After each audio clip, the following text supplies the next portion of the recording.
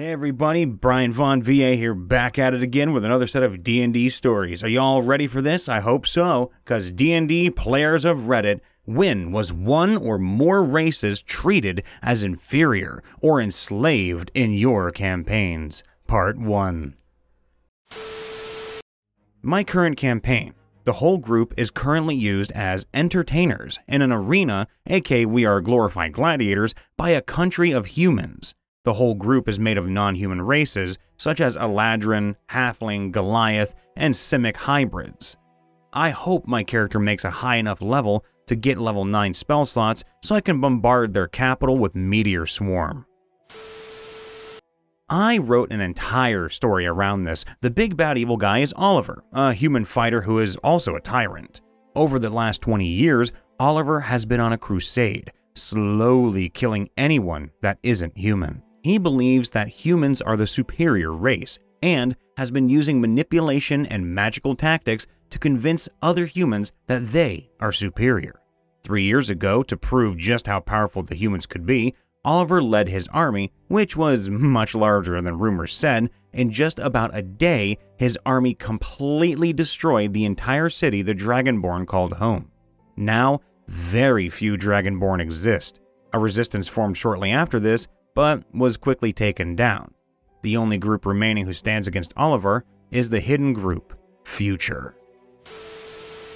I run a campaign called Volcano, D&D 5th edition, El Rosquilla del Dragón, aka Rise of the Dragon if I am correct, rules book, in which the Kitsunes are considered so inferior that they are damn it illegal if not are enslaved. This is because they have an immense magical power that could put in danger the king's reign and all the control he has over the nation.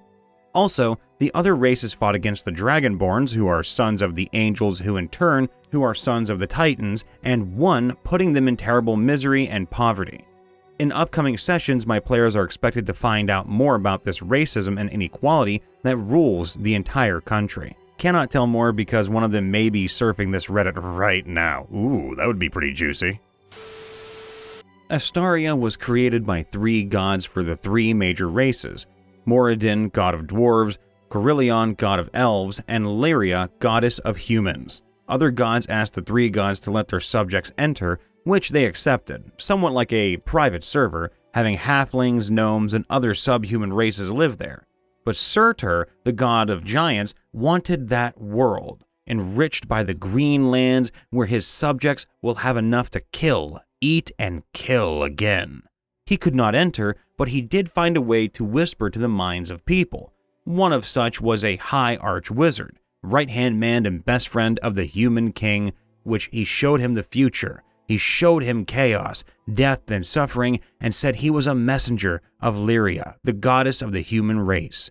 Blinded by despair, the wizard followed the commands. Surtur provided magic to the wizard in the form of dark ancient magic. He whispered that evil beings surrounded him. The wizard, believing due to the corrupt nature of dark magic, killed all those the god requested, causing a war to erupt. The god convinced the mage that evil was always there, dormant, and that way he had a way to eliminate all evil from the world. A magic circle was needed, one that would create a vortex and absorb all malice. As a now devoted person, the wizard created the magic circle with the sacrifice of many people, hoping to cease the bloodshed and the evil in the world, but only to realize his thoughts were no longer his. He was fading, dying, being taken over. Surtur was now in control of the wizard. His body turned into a vessel thanks to dark magic and was now able to contain his essence. War was waged against the human race, against Surtur, but a divine weapon was needed to smite a god once created from all 3 gods, from all 3 races. At the end of the war, the human empire, the human race, was no longer welcomed, but respected. They were not killed to extinction because they were necessary in case of another catastrophe. They became mercenaries, slaves, outcasts, never to be looked favorably for their treason against the gods, or against the world. Edit. The campaign starts about 1,000 years later. The hate towards humans has become a normality, but was now tolerable. Humans would have negative response in towns, but positive response in black markets and mercenary jobs. I don't usually do this in my campaigns, except in my current one. You see, when the chromatic and metallic dragons learned high magic, they learned how to plane shift and settled in the Beastlands. There, through the use of simulacrum, clone, polymorph, and other such spells, they created creatures in their image, the Dragonborn. Now, some Dragonborn are treated well, treated fairly, many trained as mages like their dragon forebearers, but some are captured by dragon and Dragonborn zealots of Tiamat, forced to fight and work until they're bled dry. Other than that, I don't have many else. I like the idea that no race is truly lesser than any other or more evil than any other. So, in a previous campaign, some of us were sent to destroy a house full of Kuatoa, the DM's explanation being that they were insane because, well, they were fish people. I tried to make sure the house wasn't collapsed, but the others took me down and destroyed the house, killing the entire group of Kuatoa. I have plans for gnolls to be enslaved and used for gladiator fights, beasts of burden, and so much more. Everybody is going to look down on them until one of my players, who plays a Blood of Yenogu Tiefling, which I'm sorry if I pronounced that incorrectly, oh my, changes their mind. They will realize that, while savage, gnolls are rather intelligent and capable, but are only treated like animals because they fight and scavenge like animals. Typically, it depends on the nation and the cultures. There is no global elf-slave trade. Like the real world, there is no race that has just been determined to be lesser. Some orcs enslave everyone, some are fully opposed to slavers and battle their kin on the steppes over it. Some humans enslave halflings, others enslave dragonborn. Current campaign though, I have a civilization of dwarves who live in a chain of mountains surrounded by steppe. And they use tunnels to sneak up on steppe nomads, normally dragonborn, and capture them to enslave them. In a campaign we played some years ago, the map was based off of North and South America. On the east coast spreading west and south was the human empire based on the Roman Empire. To the north, most of Canada and sections of northern USA, there was massive forests inhabited by elves, wood elves, in the smaller and more wild areas, while the high elves lived in the great tree cities of the north. Once you hit the Rockies, it turned into dwarf territory from there to the west coast. Further south, you had orcs. Once you hit Central America, and further south into Southern America, you had races like Dragonborn, Lizardfolk, Kobolds, and some Eladrin elves mixed in when it came to the jungle. The humans were real bastards. They had expanded their empire across the entire North America. To the north into the forest clearing some away, to the south conquering the numerous orc countries and clans, and into the northern parts of South America where they set up massive plantations. If you were a non-human, you were a second-class citizen, and slavery was pretty common against non-humans as well.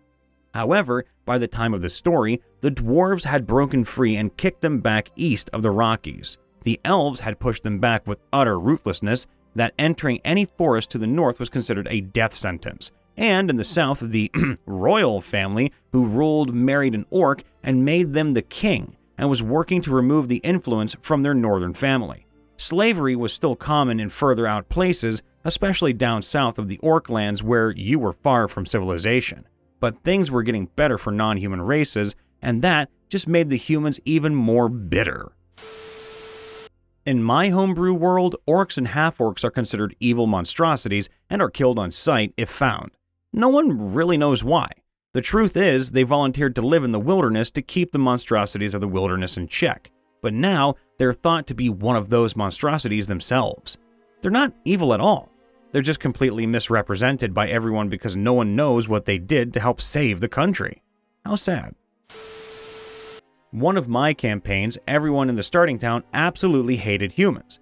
Humans were considered by all other races as a cancer that could not be stopped. Despite humans' short lives, they were incredibly crafty and intelligent, and progressed faster than any other races once they arrived in the lands. Human towns were big targets for slavers, raids, and other crimes, and were somewhat ignored by the elven-controlled government. We had a rogue and a warlock who both had serious grievances against drow, which are dark elves, but we had a drow cleric in our party. The Warlock and Rogue planned to take out the Drow Cleric, which ended up causing a divide in the party between the Warlock and Rogue versus the Wizard, Cleric, and Sorcerer.